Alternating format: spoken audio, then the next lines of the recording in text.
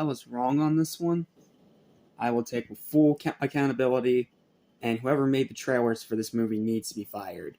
Because they did a really bad job marketing it, let me tell you. Because the trailers made it look really bad. But I finally got to see it today. It's anything but that. It might be my second favorite of the franchise now. Just behind Bad Boys 2.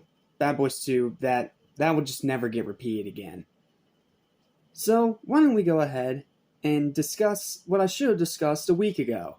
But now that I actually have some time and I actually have the motivation to sit down and watch it, well, I just got back from the theater from checking out Bad Boys Ride or Die, the fourth and current movie in the franchise, and it's already a big hit, because it already made back its budget on its opening weekend. That is crazy. So, for those of you that don't follow me on social media, I was one of the people that was sitting there like, what? We're getting a fourth Bad Boys, and the trailer looks really bad. You guys are really excited about this?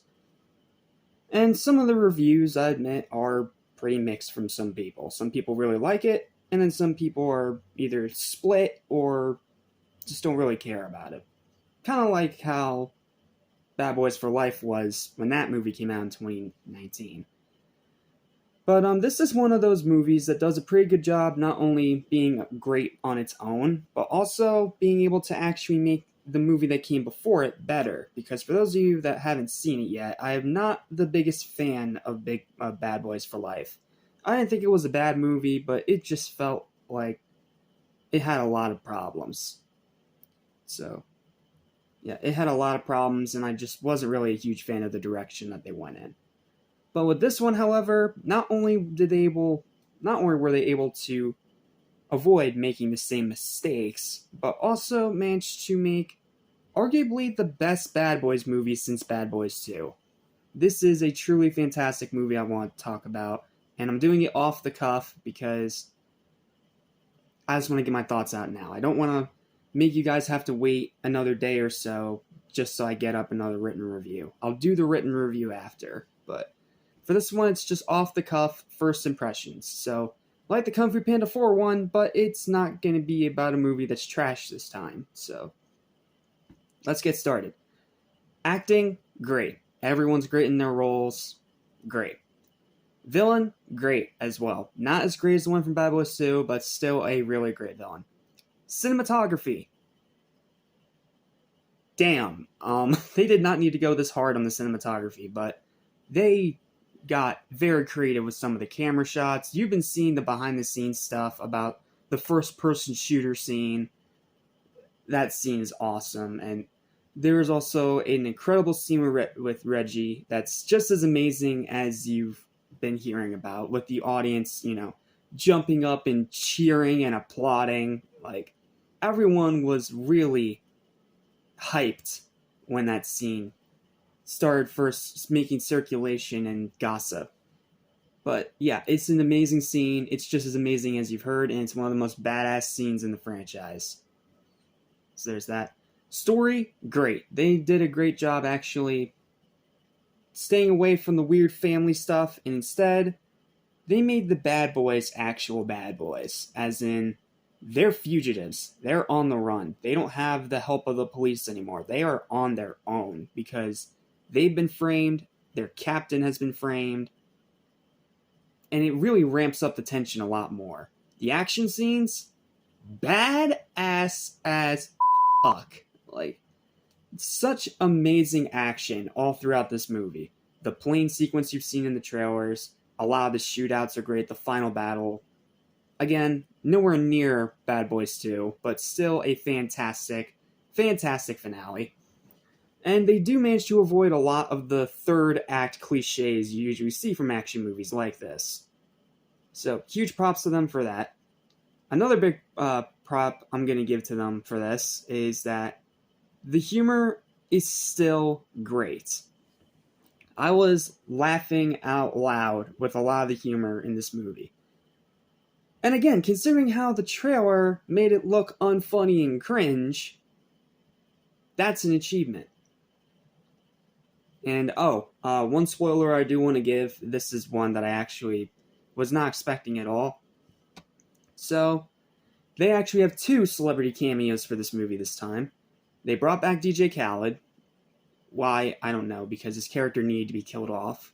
I guess. I don't know. I don't really care. But the second one, the one that's brief but shocked me to see on screen. Bro, they got Joyner Lucas in this movie. Now, I'm not talking about like the soundtrack. No, he's in the movie. He's an actor. He plays a character. That's awesome. Like, watching Joyner go from this underground rapper to this big celebrity now, oh man, I love it. And not to mention, I mean, he's a big friend of Will Smith, so I mean, maybe that might have gotten him in, but either way, it is awesome to see Joyner in this movie. I love Joyner Lucas, I love his music, and he is great in this movie for the short little role that he gets. I just wish he had more. But he was pretty damn good in this movie, and I want to see him in more movies. He was really good in here. So, do I have any complaints with the movie? Yeah, there's one. I think the second act is a bit slow. And the other thing, and this one kind of ties into one of my problems I had with Bad Boys for Life, I don't mind them killing off a legacy character, but if they immediately bring that legacy character back in the next movie, then it feels like it wasn't planned out. Because for those of you that don't know, minor spoilers if you haven't seen Bad Boys for Life, the captain was killed in the third movie. But here in the fourth movie, he's back again in these weird videos that he sent to the Bad Boys, trying to explain to them a little bit about how this corruption ladder is going on within their department. And it's a pretty interesting story. But at the same time, it's like, then why not just wait to kill the captain off in this movie? It would have made a little bit more sense. Like maybe have the captain kidnapped at the beginning of the movie and then killed, instead of in the last movie, which, yeah, the last movie, it was a huge shock to watch him die. But at the same time, it's like, why kill him off at all if you're just going to bring him back anyway? Like, that just feels like poor writing. And speaking of poor writing, yeah, some of those cringy jokes from the trailer are still cringe. That friggin' Reba joke is still bad. It was bad in the trailer, and it was bad in here.